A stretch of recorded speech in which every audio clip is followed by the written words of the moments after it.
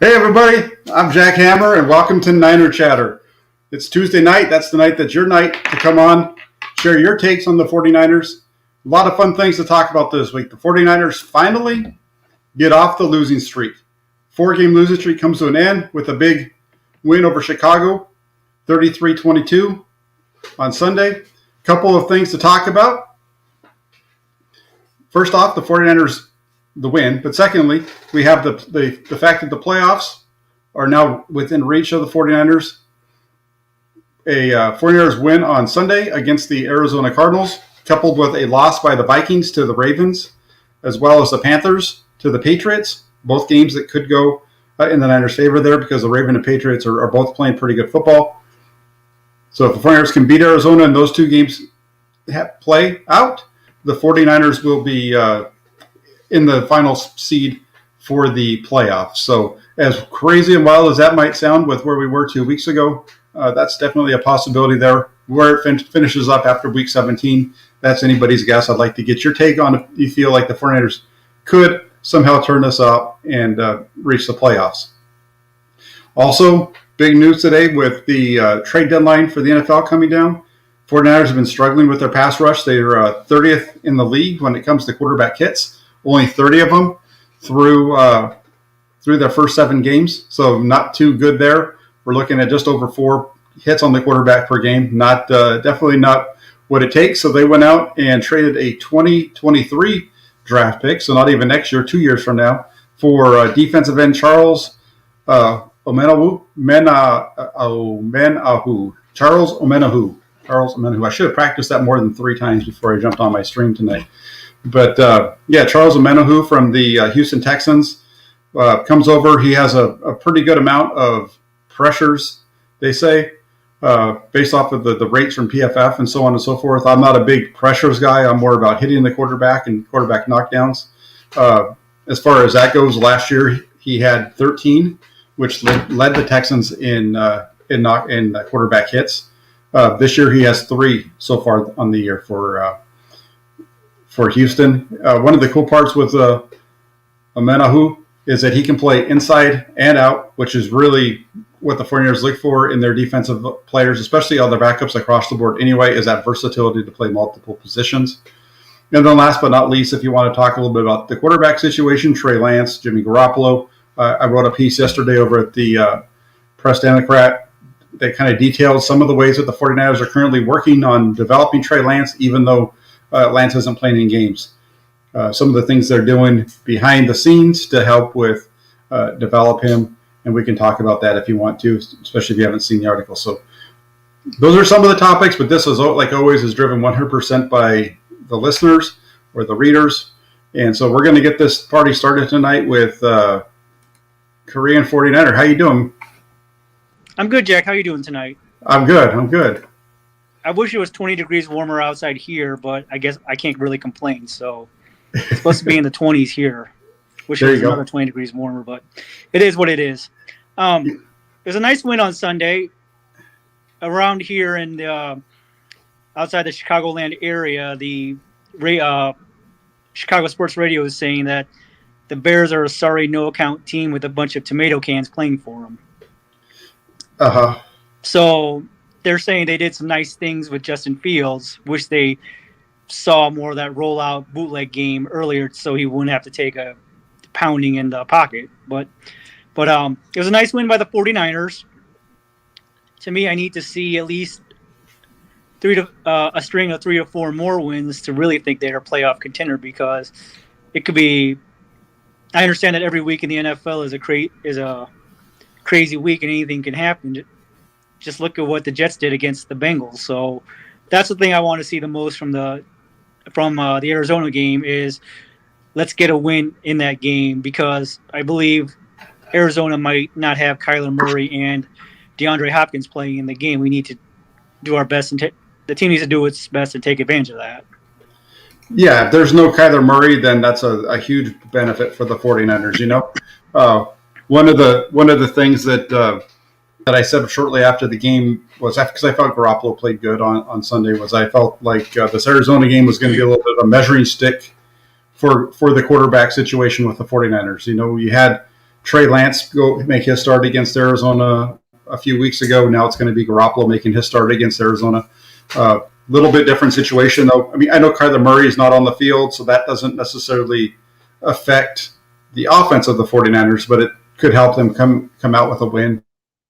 Also, no J.J. Watt, I think, is a positive for the 49ers, too. So I'm not sure if that's going to come out perfectly, but I would sure hope so. That's really based on what I was told after I made that comment. Those are some of the things that were thrown back at me. So let's see how it goes. We'll see what happens on Sunday. But if the 49ers can get this win, they get the 4-4, and that'll be big for a team that was just sitting at 2-4 last week. Yeah. So I'm happy to see Debo doing really well this year because I think all the fans are getting frustrated by his nagging injuries. And my only thing with Debo is I want to see him with less drops. I know that, there's some occasional tough pass that you may not be able to get, but I was happy to see that on that screenplay in the third quarter. To me, that flipped the game because if the Bears defense got to stop, I believe they would have had the momentum and would have been tough to come back in the game. Right. Yeah. No, I agree with you. That's everything you said there was spot on with kind of the way that game played out. So I'm also happy to see that we may have at least a good young running back in Elijah Mitchell because we knew that he had speed, but we didn't know that if you gave him a toss to the left, on the Trent Williams side, he could take it and go get a 7-8 yard gain almost every time. And I'm happy to see that because I love Mostert, but his problem is durability. And I know Elijah got dinged up earlier this season, but hopefully that though he won't get dinged up again. He's a little dinged up right now. He's dealing with some injured ribs from the game on Sunday. Kyle Shanahan told us that yesterday during the press conference. His conference call with the Bay Area media. So he's a little dinged up. I think that kind of goes with the number of carries that he's getting, and I think the 49ers have to be a little careful with him. I'd like to see, I would like to see them get Trey Sermon in the game just for a few carries here and there. He doesn't need to be a big time back, but just to kind of maybe ease the wear and tear on Mitchell just a little bit, because I know Mitchell's the main guy. He's kind of the bell cow, but I think you can get Sermon in there and run a couple of those plays with Sermon just to kind of break up the number of hits that Mitchell's taking. Yeah, to me, that's the one other question I had is where's Trey Sermon? Because I know that in the draft they moved up, they traded picks to move up to get him. I don't know what he is doing horribly that he can't see the field for at least five carries a game at least, or 5 to 10 rushing attempts. Yeah, I mean he's not even getting on the field at all the last 2 weeks, and he needs some carries. There's definitely some carries that are going to JaMycal Hasty that I feel should go to Trey Sermon. I understand why they're maybe keeping him in there in certain situations because they don't want to.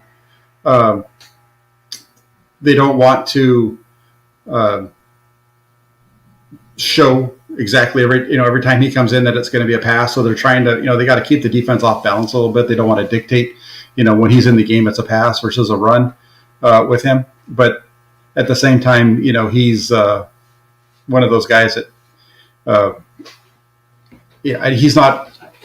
Hasty's not really a runner in between the tackles, and they keep trying to force him that way, and it's not working. And they need to get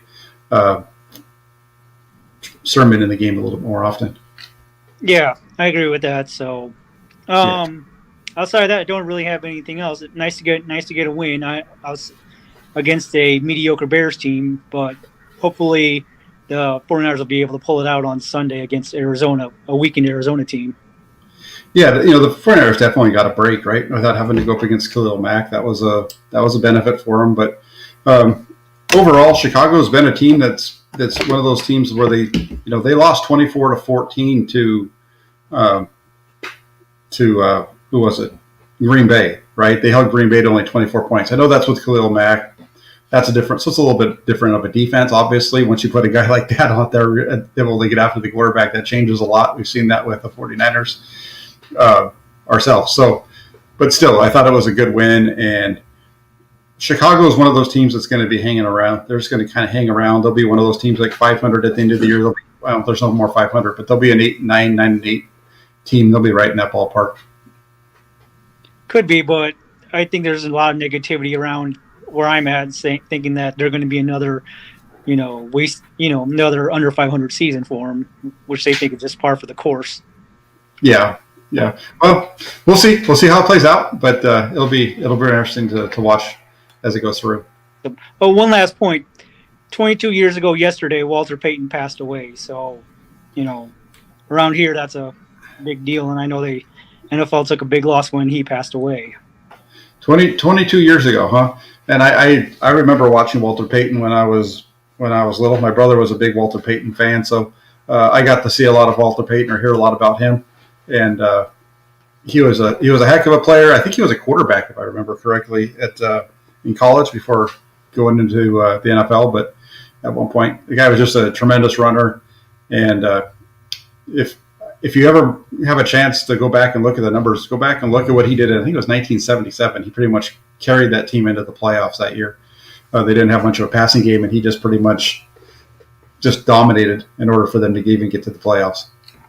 So, yeah, on Walter Payton, one last point is when he came out that draft year, all the offensive coaches wanted him, and all the defensive coaches wanted Randy White. I remember hearing that. I was like, yeah, well, that's funny because both those guys I think are in the Pro Football Hall of Fame. Randy White was a heck of a defensive tackle for Dallas for a long time, and Sweetness was an unbelievable running back on his own right. So good times. Yep. Thank you, Jack. You have a nice week. I will. You too. Thank you so much. You have a good one. All right. So real quick, thank you, Wanda, for the $20 donation on the super sticker, and then there was another one here that I missed, and it was James, and he says agree with Wanda. That was a $4.99 one. I think what they were getting at was let's see. This one was appreciating the great unbiased content, real journalism. I appreciate the positivity and just do what my thing is I say what I feel, and I sometimes don't have the ability to get people fired up quite as much as sometimes needed in this. But I just come out and do what I do, and that's my personality and my style. So I guess it comes naturally. So I appreciate it, though. Thank you very much to both of you for the donations and the kind words. So let's go to real quick. Drummond says, yeah, 77, then came Barry Sanders. That's right. Barry Sanders came along and broke all his records. But, yeah, Walter Payton in 1977, that was something else. Let's jump over to the next caller, Waruna. Hi, how are you? How's it going, my man? I'm doing okay. Good. How are you? Good. I'm good. I missed last week, so I'm glad to be back this week. Yeah. Always miss you. If you're working show. Yeah, we'll keep it. We're going to, every other. My schedule gets tough every other week, but I'll do in here pretty soon. Things should be calming down and be able to do this every week. So That's good. yeah. So first, I wanted to ask you about what do you really think about moving forward in terms of Jimmy Garoppolo's future? Not the future. I mean, for this season, is he on week-to-week basis, or will he play all the?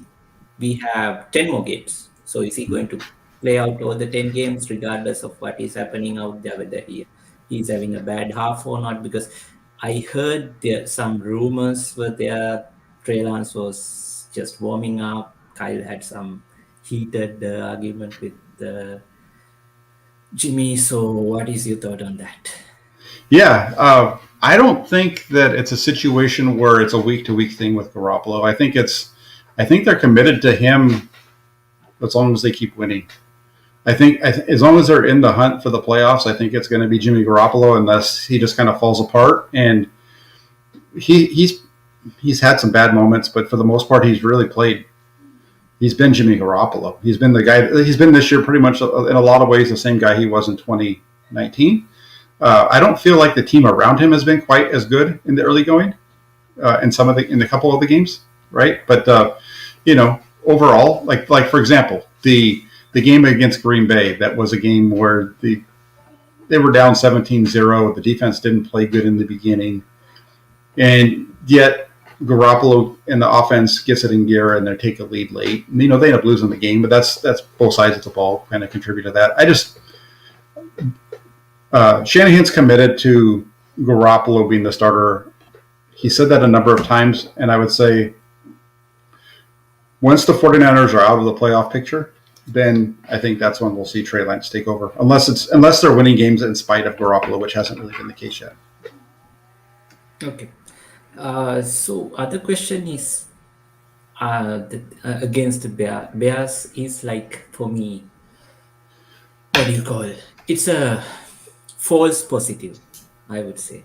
False positive in the sense, yes, they made two playoffs last year, but when you combine the three teams that we have won against, Lions, Eagles, Bears, they have the record 6-18, all teams together. So are you still worried about some of the areas of the 49ers, or are you confident that, okay, we can go beat Cardinals next week? Most probably Kyler Murray will not play, but then we have to play Matthew Stafford. And I don't know what the situation of Von Miller, whether he going to contribute as much as he was before, but what is your general feeling? Are you really satisfied that, okay, 49ers are back in action, or just, okay, we'll see what happens? What's your mood on this? Yeah, and I do have to go back and answer your question about the Shanahan and Garoppolo piece on the sideline from Sunday, but I'll hit that after. Yeah. But first off, on regards to the records and do I feel better about the 49ers or what have you? I think the 49ers are still, they're not a top team, right? They're a middle of the road team. I don't foresee them all of a sudden becoming the best team in the NFL or one of the top three in the NFC, but I think they're probably, they're right there fighting for that seventh spot. When you consider there's only 16 teams in the conference, that puts them right in the middle. As far as the overall records of the teams they've beaten, yeah, that's a win's a win in the NFL. I kind of said that on Sunday after the game when I went on my stream after the game. A win is a win. Going into this game on Sunday, the Bears were in the seventh spot in the NFC, so they had the playoff spot. And so that's the level of competition the 49ers are going to have to beat in order to make it to the playoffs. Now, this week they're going to get a break because if Kyler Murray doesn't play, that's a huge break for the 49ers. So what you need to do to make the playoffs in the NFL is you need to beat the bad teams and you need to split the games against the good teams. If you can do that, you're going to make the playoffs. And that's one of the things that the 49ers struggled in last year. Because, last year, if they had just beaten the bad teams that they played, and I would consider the Washington football team a bad team. They made the playoffs. They won their division, but I think they were 8-8 or 7-9, whatever the record was. Still, they could have won that game. Yeah, that's a game they could have won, but they lost. There was the Dallas Cowboy game last year, things like that, right? So those are the games. So games like the Bears, those are games that they have to win. Games like the Eagles, they have to beat them. The Colts is a game they should have won for all intents and purposes. If that game's not played in the rain, maybe they do. I don't know, but I felt going into that game like it was going to be a lot tougher than people were thinking, and it proved out to be that way. I think I would say win your games that you're supposed to win, split the rest of them, you're in the playoffs, and if you look at the rest of the 49ers record, it's going to come right down to the end of the season. This team with the way they're currently constructed, unless Matthew Stafford throws a couple of interceptions to them, I don't see how they beat the Rams. They probably can beat. I know they can play with Seattle. They should have beaten Seattle when they played them here the first time. So, who knows when they go to play that game up in Seattle? Is Russell Wilson going to be playing? He's supposed to be back right around that time. If it's his first game back, is he still Russell Wilson, or does he have a little rust after sitting out for 2 months? So, there's a lot of games left to be played. I think the 49ers win this. They win on Sunday. They get to 4-4, and that's just a big boost. And then you have a Monday night game. And we saw, last year they beat the Rams twice. They haven't lost to the Rams since 2018, and the Rams have been a pretty good team throughout that period. But this is different because of Matthew Stafford, I think. So I think I answered your question there. Yes. For the most part. Basically, it's like, the team, I believe, basically at the end of the day, the team is not there as we expected them to be at the beginning of the season, but still it's not like they are not at the bottom of the table either. They are in between the middle of the pack. So if some games go their way, they might have a chance to make the playoffs. Otherwise, it will be the best of a season, maybe. Who knows? Yeah, well, no, totally. And when you look at their schedule moving forward, I mean, it's not easy at all. They have, Arizona. Arizona is going to be a tight game regardless. You got to remember last year, I think it was last year, Colt McCoy went up to Seattle with the Giants, I think it was, and beat them. I think it was last year. So it's Colt McCoy. He's not going to give you what Kyler Murray does, but he might be able to sneak one on you if you're not careful. And then just kind of looking at it, the Rams game is going to be tough. I think they beat Jacksonville. Yes. They might. Vikings. The Vikings, I think, is a toss-up game again, kind of like the Minnesota, like the Chicago game. But Minnesota is a team very similar to the Seattle Seahawks. I know they beat the Seahawks earlier this year, but again, middle of the road type of team. Same with Seattle. Cincinnati's a really good team. Then you have Atlanta, Tennessee. You never know.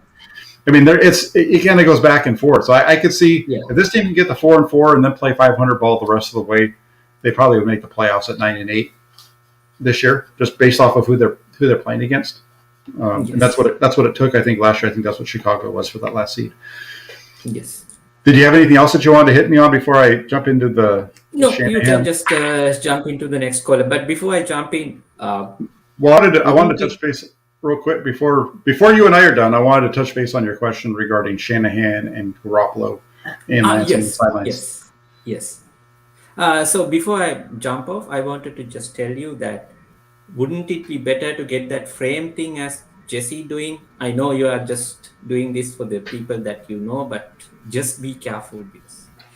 Oh yeah, I totally hear you, and I know who you are, but if I didn't like you, I would just do that to you. That's great. That's great. I just wanted to make sure you are ready with this.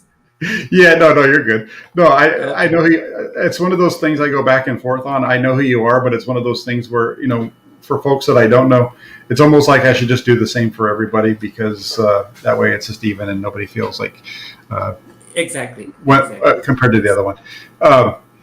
Touching base on your point, your question though regarding Shanahan and Trey Lance and Jimmy Garoppolo, from Sunday. I wasn't there. I wasn't in Chicago. I know I did the film breakdown earlier today with Grant, and we had a little bit of a conversation on it because he kind of was like, I want to see what it was if it was an argument. And I don't my feeling on it, and this is just my sense, is I don't think it was an argument. I don't think it was a heated conversation. I could be wrong. If there's a player out there that's watching the show that wants to hit me up and DM me and tell me that I'm full of malarkey, go ahead. But I don't think the conversation was a fight. You know what I'm saying? Yes, I understand. Because I have seen some videos. Bill Belichick is saying to Brady, run this freaking thing again. So it's like that. Yeah. Yeah, and it's one of those situations where it's like, it's a tight ball game, and if you, I heard this morning while I was driving into work, I heard Kyle Shanahan's post game, message to the team in the locker room, and the guys on the radio were talking about how many F-bombs he was dropping, and so there was definitely some emotion in that game. Your back's against the wall, and you've got to win this game, and I just feel like it was one of those situations. They were down by a touchdown at that point, and they had been moving the ball, but things were like the series before could have been even more than a field goal if Sanu just catches the ball and holds on to it. And my feeling on that is that they were having a discussion, and the comment that we know that was said was, I think it was something like, "This shit's easy," right? Yes. And so I think that's what it was like, "Hey, this is what we're going to do." And then maybe, I don't know how close they were, and he said to him, "This shit's easy. Like, Yes. I'm going to make it easy on you. This is easy. This is shit we do all day long. This is Just we get know." it done. Yeah, we know what's going on. And the other thing that came out of it, because I was having quite a discussion on here with my Hammer Nails partner, Jesse Naylor, on Twitter today, kind of around this, because the first I heard about it was today. I missed his tweet yesterday, and so I started responding to him about it today. I didn't realize, and I don't think he did either, that Trey Lance wasn't warming up like on his own. He was warming up with Jimmy Garoppolo. They were throwing the ball together. Okay. And so that to me changes what's taking place. Yeah, Yes. because Yes. if it's Trey Lance playing catch and the quarterback throwing it back to him is Nate Sudfeld, totally different conversation that we're having, because I would agree with you. Yes, I think he probably was going to come in the game. The other thing about this whole thing that doesn't make sense to me is that if you were going to bring in and bench Jimmy Garoppolo at halftime because they don't get it done, because there's only a minute and a half right there, right? If they don't score, the offense probably doesn't get back on the field in the half. You don't have Trey Lance warming up to go in and sit down for 12 minutes at halftime. That makes sense. That's my take on it. And again, I'm not, the reporting was accurate. There was a heated conversation between them. We know a part of what was said. The context with which it was said, we don't know. We know that Garoppolo was warming up, that Lance was throwing passes with his helmet on, but he was playing catch with Jimmy Garoppolo and somebody else. So that's what we know. Yeah. I mean, totally makes sense. I think everything is, it's okay to speculate as well, because given the situation that we are in, because we all know the dynamics going back and forth. So sure, and we don't know for 100%. Yeah. And it's one of those things where I wish the question had been asked on Sunday after the game. Yeah. Just like, hey Kyle, we noticed that, or I happened to notice you and Jimmy were having quite a conversation right before halftime. Was there ever a point in the game where you were thinking of taking him out? Maybe that question was asked. It was just asked differently. I'd have to go back and look and see look at the transcript. Yes. But we'll see. Yeah. Anyway. Thank you for the explanation. Yeah. Well, that's my thought, my take on it. And who knows? I could be completely wrong. I could be right. Who knows? Yeah. Who knows? Yes. Thank you very much. So have a good night. All right. I appreciate you for coming on, Runa. And I also want to say thank you really quick, too, for the positive retweet yesterday on the article. I really appreciate that. Never mind. Okay. All right. That was a great article. Okay. Yeah, thank you. And I'm going to talk about that now, because I think there's some folks on here that don't know what that was about. So, all right. Okay. Have a good one. Bye. All right. So some of you heard me talk earlier, and I mentioned the article that I wrote yesterday for the Santa Rosa Press Democrat. That's the newspaper that I write for. You can catch all of my articles over there. All you need to do is go to 49ers.pressdemocrat.com. Once again, that's 49ers.pressdemocrat.com. That's the blog that I write for over there, covering the 49ers. And the article that I wrote yesterday was with regards to the development of Trey Lance. One of the things that I've heard throughout this season was that the 49ers aren't developing Trey Lance to their fullest because they're not playing him. He's not getting reps in practice at this point, which is true. He's not getting reps really with the 49ers offense because once you get into the season, during training camp, the reps are pretty much split between the two quarterbacks. At least that's how it was this year. And then the only time it wasn't was when they went into move the ball periods, where that depended on how well the offense moved. Okay. So as far as the development of Trey Lance, it hasn't stopped. It's continued. And I didn't realize this until last week. I was listening to the coordinators on Thursday. It was Mike McDaniel, and he went on. He had he came up to the podium after D'Amico Ryans on Thursday, and he was asked a couple of questions regarding the quarterback situation, and I think he understood that where the direction the reporter that was asking the question was trying to find out how much work is going into Trey Lance, and he spun his question in a couple of different ways, and really what it came down to, and I think it's a really cool idea, something that I hadn't heard before. Maybe there's other teams that do it, and I just wasn't aware of it.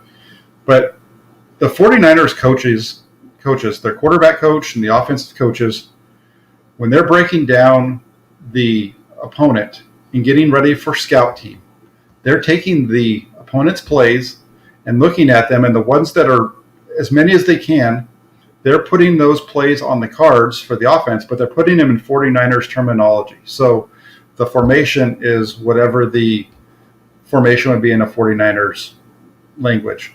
The motion is whatever it is with the 49ers, and the play is the same. And the reason that's important is because now you're able to, as Mike McDaniel said, steal reps, and it's absolutely correct. You're able to go run 49ers plays in practice while you're servicing the defense by being the scout team. And what I like about this is that he's going up against the 49ers starting defense on a daily basis. And I think it's invaluable. I know that a lot of people don't a lot of people don't really think about it that much about the guy running the scout team. But he's getting reps there, so he's running against the first team. One of the cool things with Mac Jones, if you followed my channel, you followed the stuff that I've written for the last couple of years, especially this offseason, you know that I was a big fan of Mac Jones. I thought he was the best quarterback coming out in this draft. I thought was Mac Jones. One of the biggest knocks on Mac Jones was his lack of starts at Alabama. But one of the things that I learned about Mac Jones early in the process of trying to learn as much about these guys as possible was that he had been a big-time contributor on the scout team at Alabama, to the point where I believe he was even given an award as like their best scout team player. I don't remember if it was 2017 or 2018. One of those two. And going up against, think about that. Mac Jones, as a scout team guy, is playing against the best defense in the nation every day in practice. Every day. Meanwhile, Tua Tagovailoa and Jalen Hurts, who are the starters, are running against the backup scout team guys that are kind of like Mac Jones was at that time, right? The guys that aren't starters. They're, who knows what they are. Maybe one of them, maybe they're the top walk-ons, or they're guys like that. Who knows? But he was able to do that. And what that did, how that developed him, is that when he became the starter at Alabama, there was it didn't take any time for him to get up to speed. From the minute that he hit the games, his first start in 2019, his first start, it looked like he'd been playing all along. And his film at the end of 2019 looked like the film that you saw when he turned on 2020. There was a little bit of improvement in 2020, but it definitely wasn't worse. And so what that showed me was that Mac Jones was a guy who was consistent from year to year. Beyond that, look at what the 49ers did in 2011. I know that they drafted Colin Kaepernick in the second round, so it's not quite, they drafted him in the second round. But when the 49ers drafted Colin Kaepernick in 2011, he was drafted with the expectation that he was going to be taking over for Alex Smith. The cool thing for Kaepernick, that kind of helped him and helped the 49ers at that time was that he wasn't the number 3 pick. And so you didn't have quite the scrutiny over that position that you have now. Plus, the 49ers started off 2011 winning game after game after game, and they built up a lot of wins early on, kind of like the 2019 49ers. But, in 2011, Kaepernick only threw the ball 5 times. He only played in some spot mop-up duty at the end of 2 games. The rest of the season, he never touched the field. It wasn't until 2012 that you saw him take the next. He'd been in the NFL for a year. He went through his second training camp, and you could see the improvement in Colin Kaepernick from training camp his rookie year to what he was at the beginning of 2012. You could see it just by what he did in the preseason games, because he was dominant when he got onto the field. He was played at a high level when he got onto the field, in his spot plays that they put him out there in. And then they kind of backed off of that because I think the team was having some struggles with changing quarterbacks. And they kind of just decided that they were going to ride Smith. And then Smith gets hurt against the Rams. And you see Kaepernick come in. Kaepernick played pretty decent in that Rams game, considering he hadn't practiced for the week, right? He was the scout team quarterback. And would go on in 2012 to lead the 49ers to the NFC Championship and to the Super Bowl. So Lance not playing this year doesn't mean that he's not going to be ready to play week 1 next year, or maybe week 2, 3, 4, 5 down the road. He's going to be ready to play. The 49ers are developing him. The hard part is we're not seeing it. The press doesn't see it. The fans don't see it. So you have to take their word for it. And so, if what Mike McDaniel said is accurate, I don't have any reason to believe that it's not, the 49ers are working him in. And I think that's part of why he probably was able to play at the level he played when he made his first start against Arizona. I mean, he didn't look completely like a fish out of water, right? He didn't play poorly. He didn't play good. He was okay. He was fine. There were plays that for sure you would want to have back, but for a guy who was making his first start in his rookie season, I felt like it was probably the best or one of the better first game starts of the play of any of the quarterbacks this year. I think Mac Jones is still the best quarterback as far as the rookie class right now. Where that's going to go in 2 to 3 years, that might change. But people doubted Tom Brady for a long time too. I mean, Tom Brady is the best quarterback in the NFL, second best quarterback in NFL history. He beat you from the pocket. So that's my story. That was the article that I wrote yesterday for those of you that missed it on the Press Democrat. And I do have a caller that I'm going to jump over to. So just give me a second and we'll pull him up. I think it's going to be Trey Lance too, because who doesn't want to talk to Trey Lance? It's not Trey Lance. I know. How you doing, Michael? I'm doing good. I just wanted to say the quote was, because I went back and watched it off Grant's show, is, "This is simple shit. Mm-hmm. Can you do this?"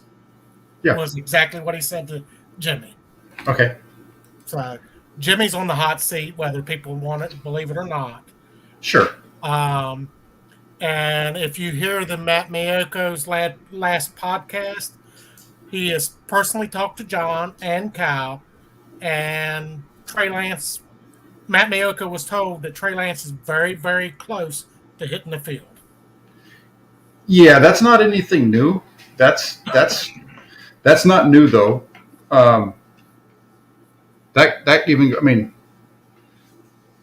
John Lynch said as much before the season started. Mm-hmm. So and he is, and you're right. I do agree with you. I do agree that Jimmy Garoppolo is on the hot seat. He's on of course he is. You just drafted a quarterback in the first round. You just used 3 first-round draft picks and a third-round draft pick to pick this guy. So obviously the incumbent isn't a guy that you're tied to long term. Yeah. And so, yeah, he's on the hot seat. I think that it's a situation where if he plays poorly Sunday, that he's going to get benched. I think they're going to continue to try to build the team up, and I think it's a situation where when they're out of the playoffs, they'll make the move. But before that, I don't think I we're going think to see it. personally, Jimmy ought to buy Debo Samuels a brand new $100,000 car and say thank you for taking a -4 yard pass, 80 yards to save my job. That's what saved his job. Yeah. No, I mean, Debo Samuel made a terrific play. That was that play on Sunday from Debo Samuel reminded me of John Taylor from 1989 on that Monday Night Football game against the Rams. Second greatest wide receiver ever. Yeah, and Tandem, I should say, him and Jerry Rice. oh yeah, obviously, yeah, I'm absolutely. prejudiced on that. Yeah, no, definitely a really good tandem. I think that John Taylor is a guy who's really underappreciated by the younger 49er fans who probably didn't get to see him play. And so all they know him as is his numbers. Punt return. I mean, he did it all. Yeah, no, he did. He was, 89 was really his first year as the big full-time number 2. I think 88 he kind of started towards the end of that year, but 89 was really his first. And he, well, heck, he caught I'd love to get this jersey if you ever know where one is. I mean, he caught the game winner in the 88 Super Bowl, and then had a, I tried to make the comparison, and I wasn't making a comparison between the quarterbacks, but you go back and you watch like that was Joe Montana, the second most yards that Joe Montana had in his career in that game. He had 462, but he had a 92-yard touchdown pass to Taylor, and I think the other one was 95. Mm-hmm. And that's almost 190 of his yards. Yeah, came on 2 throws that he threw about 3 yards past the line of scrimmage, because those were just, if you remember, Michael, those were shorts. Those were just short little slants. That's what we did back then, was pitch and catch and run. Those were just catch. Yeah, those were just short little slants. And so, yeah, obviously, Debo Samuel should get all the credit for that one. 100%. He made it. Brandon Ayuk's good block on that play too. Every offensive lineman, all of them were doing good on that play. It was a really good team play. Ayuk definitely downfield. Who was it? Alex Mack was down there with a really nice block. Mack, so there was a number of things that set it up. And the only and I love the play. I like Debo. I complain, or I mention his drops because I think it is a problem for the 49ers. But yes. At the same time, when you have a guy that makes plays like that, that's why you keep feeding him. I mean, right? Yeah. But they need to just keep working him out. I'm glad to see Brandon Ayuk also open up a little bit too and got 4 passes, caught this time and stuff, as well as caught the 2-point conversion and stuff. It's amazing what happens when you throw the ball at the guy, right? I mean, he's a really good wide receiver. So when you throw the ball at him, usually he makes plays. And we saw that happen on Sunday. He made some really nice ones. Yeah. So. Right, and real quick, and even one of the incompletions that Garoppolo threw, the second play of the game, was an incompletion, but it was to Brandon Ayuk, and it was a deep shot to Ayuk, and that's not normal Jimmy. And for them to be able to go out there and make that play right away, I think that was a statement play in a lot of ways for the 49ers. It was like, hey, that was a play that was dialed up by Shanahan. That's a play that they had talked about ahead of time. Yeah. Throughout the week, this is the look we expect. This is where we want the ball to go. But the fact that the fact that Shanahan put the play together and said that's where we're going to go, I think that was a big deal. Yeah, I'm also excited to see this young kid that we got from Houston.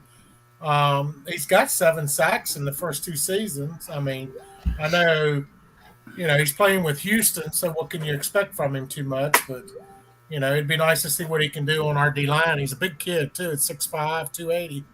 So, yeah, he's a big guy. He can play inside and outside. I think that's why the 49ers liked him, because he can rush from the inside. He can rush from the outside. And, his numbers fell off this year, but he's playing with Houston, and there's no J.J. Watt. And They've got nobody over there really. right. So, from what I understand, his pressure percentage is It's better like actually. 14 pressures this year or something. Well, his percentage is like 14%, just under 14%, like 13.8%. So he's actually a little bit over the pressure rate from Nick Bosa. So we'll see. I mean, it's not something that gets me, makes my socks go up and down. No, but it's kind of nice to see something, Yeah, something it'll be new on the team. well. They need help. They need help in the middle. That's why they're not getting the hits on the quarterback. That's why they're ranked 30th in the NFL in quarterback hits so far, as far as the amount of quarterback hits. So It'd be nice to see somebody help Bosa, Yeah, everything. I mean, he's got 7 sacks so far, and I think if he was to get some good help out there, he may finish the season 15 plus sacks. I think. correct. If not, so. All right. Well, I'll let you go. All right. Well, thanks for calling in. At least we weren't arguing with each other tonight. Yeah. All right. All right. Have a good one. Bye. Bye-bye. All right. Let's see what else. I'm going to go through, if it's okay, go through some of your comments over here and see what we got going on, because you guys are always busy talking on the site as well. And I saw. All right. So let's look at this one. This is from Chewy. And he says, trust me, I want to see Lance, and honestly want to see a plus quarterback in a 49er uniform. See an A-plus quarterback, I think is what he's saying there. Stinking it up and making mistakes during a game is a tough way to learn. And I agree. I mean, that's what's going to happen. There's going to be ups and downs if you go that route. One of the things that I got into today on Twitter was the bad throw by Jimmy Garoppolo to Deebo Samuel. If you know what I'm talking about, it's in the first drive. It's Deebo's second drop of the game. I think it was a 2nd and 13. They just run a swing pass out to the left. That was a bad throw by Garoppolo, and they come back on the next play and they try to run. It's really a screen underneath again, and the pass is right about here on Samuel. Ball goes through his hands, and it's a drop. And it's similar to a drop that we saw with him earlier during the preseason and so on. But the problem with that play is that that's a play that the 49ers ran twice. Actually, they ran the same exact play with against Arizona. They did another play that was very similar against Arizona too. The first one had Kyle Juszczyk running that underneath route, and Kyle, and he's wide open. There's nobody around him. And instead of just throwing the ball there, because that's your read, for whatever reason, Trey Lance is looking to the left and doesn't even throw it, and he gets sacked. They come back to it the next possession, this time with Deebo Samuel running the route, very similar to what we saw on Sunday. And instead of throwing it to Deebo, again, he's looking to the opposite side of the field. He gets pressured this time because he's holding onto the ball instead of getting rid of it. He scrambles out to his left. Mike McGlinchey gets called for a hold. So that's kind of the issue that I have with Trey Lance is there's going to be ups and downs. I understand that. The problem is at this point he's not hitting the guys that are wide open right in front of him, and instead he's holding onto the ball, and that's not a good thing. And so, like Chewy was saying, that's definitely, it's a tough way to learn. And for the 49ers, that would be a tough way to go. If they were to go ahead and try to bench Jimmy Garoppolo, I just think it's not a good route for that. And then kind of in reply to that, it's, I hear you. I didn't think Kyle's game plan for Trey against the Cards was putting him in the best position for him to succeed. And I didn't like the plan. I didn't like the way they utilized him. I feel like if and when Trey Lance makes his next start, let's say it's this year, I would like to see him be utilized in the way that they used Jimmy Garoppolo against Indianapolis. A lot of under center, play action, movement out of the pocket, those kind of things. We saw the 49ers. I think that just fits his style. And I think that we saw the 49ers, even at the beginning of the game against Chicago, get away from that a little bit, come out shotgun the first 3 plays of the game. It wasn't until after the throw over the middle to Sanu that picks up the first down that you see Shanahan finally get the quarterback under center, and they kind of run, 49er concepts. So that's kind of what I feel. I hear both of you guys on that. I kind of like where they are, and I think that Lance is going to be better down the road. Moonman asked, do you think Jeff Garcia would help Trey develop? He has some sort of the same skill set. I think it would be interesting to have Garcia work with him. I don't know if it's how much, Garcia's worked with quarterback. I know he worked with, I'm pretty sure he worked with the quarterback that was out in Houston. I'm blanking on his name. I'm sorry, guys. But he was the quarterback out there. Yeah, he had been with Buffalo before. Tyrod Taylor. I think he worked with Tyrod Taylor a little bit. I know he's worked with at least 1 or 2 NFL quarterbacks. I know he spent a season on the Rams staff as a wide receiver coach. And like Steve-O says, Garcia was a jump thrower. Never really good. I disagree with that. The jump thrower piece I do, though, because if you go back and look at, he was a little bit on the shorter side. He'd be moving around, so sometimes he'd have to get off his feet to make the throw just in order to get the ball out because he'd be out of his feet and stuff would be all messed up. But he'd have that ability to just kind of pop up and throw it. And that's something that we saw Lance do in the Seattle game. We saw him on a 4th down roll out to his left, get pressured, kind of bounce back to his right, jump up and throw the pass to, I think it was Debo for a first down.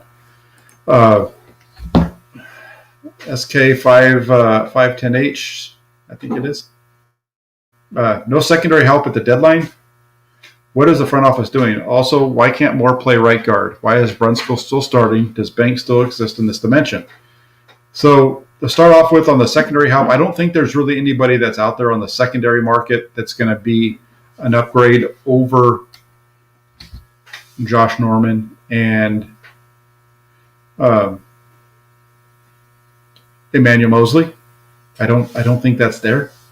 As far as why can't Moore play right guard, I think Moore playing right guard is the same problem as what you're getting with your last question. Part of that question there is, does Banks still exist in this dimension? The issue with Aaron Banks, I think, is that they're asking him to move from the left side where he played his entire career at Notre Dame to the right side. And I think he's struggling. He struggled a little bit with that early on. And that's not something that just Aaron Banks has struggled with. We saw the first round draft pick of the Detroit Lions. Penei Sewell was one of the top offensive linemen in the draft. Everybody thought he was a can't miss prospect. And he was a left tackle his entire career at Oregon. When he got drafted by Detroit, they tried to make him a right guard, right tackle throughout training camp. He really struggled. All the reports were that they were really worried about him. He wasn't playing well. We saw him move back to the left side for the first game and have a good game against Nick Bosa for the most part, especially for a rookie.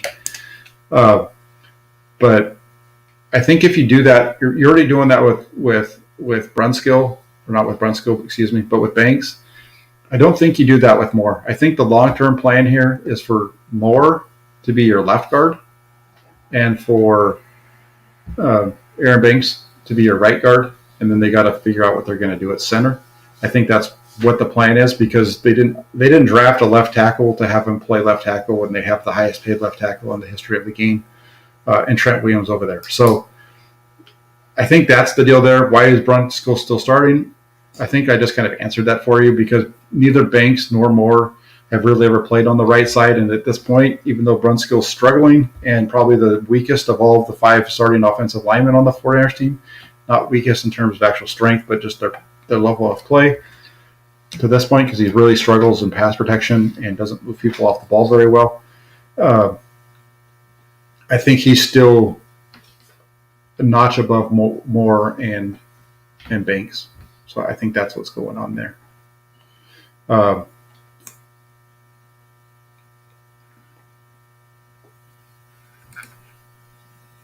earlier when you were breaking down film, I didn't notice 60 on the floor or getting blown up. He's awful. He wasn't.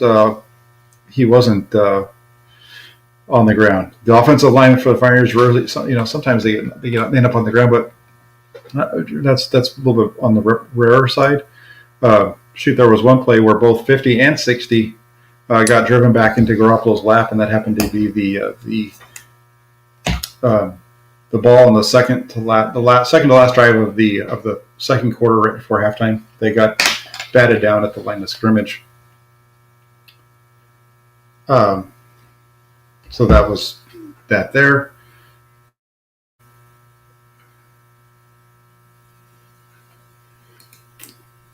Chewy says, whoever Kyle brings in to help Lance, it needs to be a former player.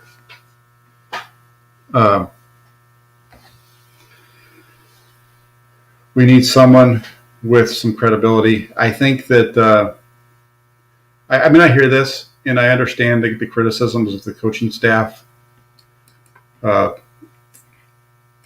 I don't know. I go back and forth on that one because Rich Gringarello was a guy who was able to get Jimmy Garoppolo up and ready and starting without even knowing the playbook. I think there's some things that I would like to see them doing differently with their practice routine with the quarterbacks every once in a while. But for the most part, I think they're getting them together.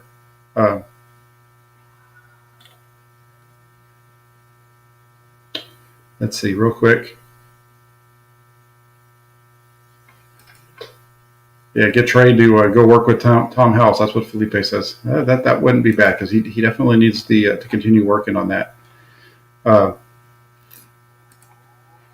What happened with the D-line? It seems like they struggled keeping contained. Well, what you saw was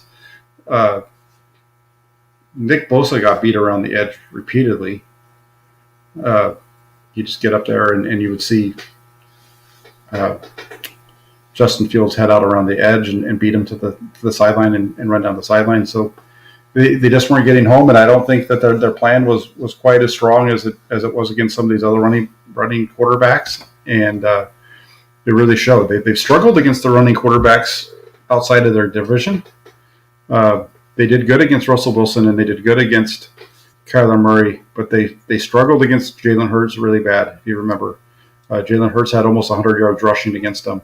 I thought Carson Wentz used his legs good on that Sunday night game to help with beating the 49ers. That was part of the reason that they were able to win that game. And then we saw it on Sunday with Justin Fields. The key on Sunday, they just couldn't stop them. They were giving up contained. They just didn't have a really good plan for how they were going to be dealing with them. And plus they're getting the ball. Chicago was getting the ball out of his hands quickly. I think the 49ers pass defense was a little passive. I felt like we saw a lot of big cushions from the corners. I think part of that was because of what happened the week before with the pass interference penalties. That I'll have to look at this more on the All-22. I haven't really had a chance. I was focused mostly on the offense so far. But just from watching the game copy on TV, it felt like the 49ers had a lot of soft cushions. And to me, it was a situation where they don't want to, by playing soft, they keep everything in front of them. That way the ball's not going over their head where they're going to be putting themselves in a position to have a pass interference called on them. And it's a rookie, so you're going to force him to work the ball down the field. And for the first 4 drives, I think it was, maybe 5, it worked. And then the 49ers finally stopped stopping the run to the left side. They dinged up Khalil Herbert a little bit. And then from that point on, it was all on the shoulders of Fields, and he couldn't keep up. Fields is going to be a good quarterback. Or Fields has a lot of attributes to like. I think that the 49ers were able to take advantage of him a little bit as that game wore on, especially when you saw the running game go away. Let's see. I got to wrap this up here in just a second. He did play a lot on the left, and so that's what I'm saying. rolling out to his right to get away from Bosa and be able to get around him. The drafts have been bad under Shanahan and Lynch. They, especially at the top, they've had a couple of hits, but they've had a lot of misses. They've done a really good job in the lower rounds. 5, 6 range. That's kind of been in the top. That's been in their wheelhouse. That's where you were getting the Warner, I think, was a 3rd, and Kittle was a 5th. This year you have